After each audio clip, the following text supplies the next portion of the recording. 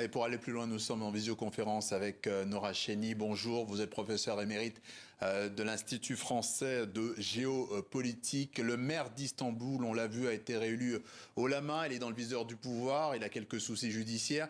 Est-ce qu'il n'est pas d'ores et déjà en train de devenir et de s'imposer malgré tout comme l'alternative au président Erdogan pour la présidentielle de 2028 ?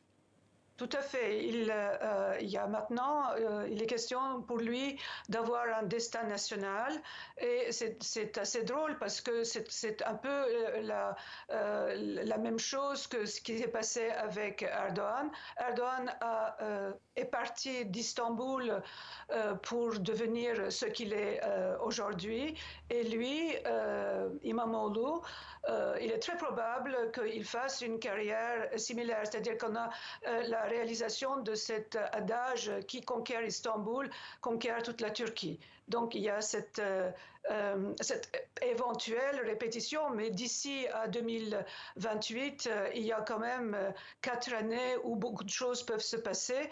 Et je crois qu'il faut en effet saluer le succès d'Imamoglu, le succès du CHP, mais il faut aussi ne pas s'emballer parce que cette élection a quelque chose de tout à fait spécifique.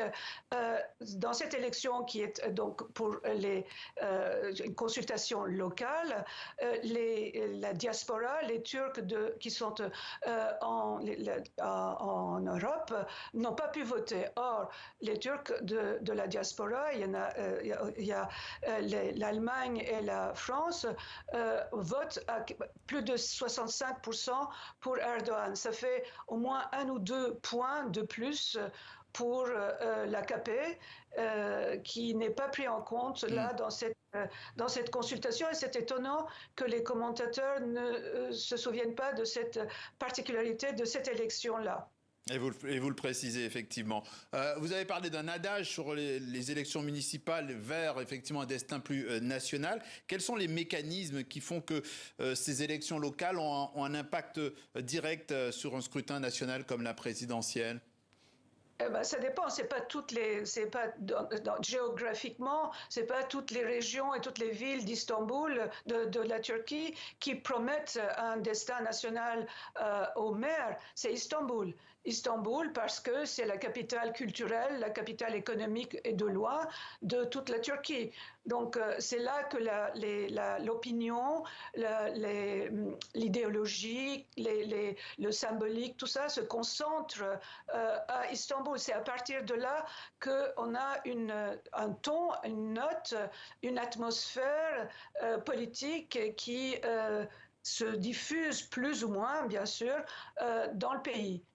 Est-ce que l'AKP est gagnée par l'usure du pouvoir ? Oui, certainement. Avec 67% d'inflation, on aurait pu prédire aussi que les élections de 2023, de mai 2023, auraient déjà dû prendre compte de cette difficulté économique que connaissent les citoyens turcs. Or, ça n'a pas été le cas. Et c'est en effet un mystère comment on est passé de résultats aussi probants pour l'AKP, plutôt pour les partisans de Erdogan à ces élections-là de 2023, à aujourd'hui ces élections qui sont de loin extrêmement différentes du scrutin d'il y a moins d'1 an. Il faut pouvoir expliquer ça et pour l'instant les commentaires ne sont pas très éclaircissants là-dessus.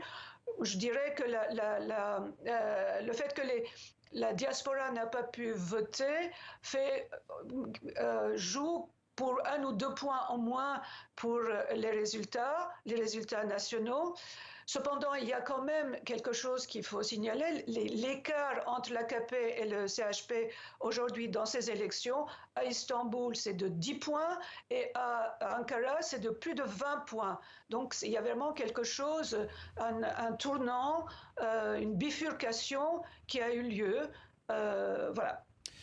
Les précisions et l'analyse de Nora Chény, professeure des universités émérite à l'Institut français de géopolitique. Merci d'avoir répondu aux questions du journal de TV5 Monde.